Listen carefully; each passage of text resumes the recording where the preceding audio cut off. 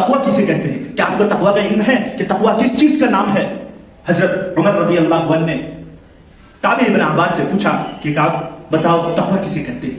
काब अहबार ने फरमाया कि उमर, तुम कभी ऐसे रास्ते से, ऐसे तंग रास्ते से सफर किए हो जिसके दोनों तरफ झाड़ियां हो, कांटेदार दरख्त हो, और तुम उस रास्ते से होकर गुजरे हो?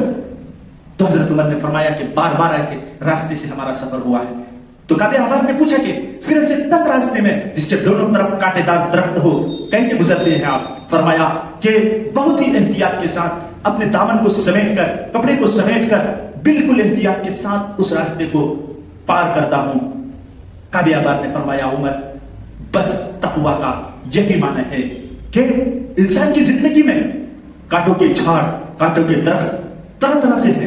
कहीं बदनजरी के कहीं बदनजरी के नाम पर है, तो कहीं बदगुमानी के नाम पर है, तो कहीं गीबत के नाम पर है, तो कहीं हसद के नाम पर है, तो कहीं बुराइयों के नाम पर है। यह सब कांटेदार दरख्त है इस दुनिया के अंदर।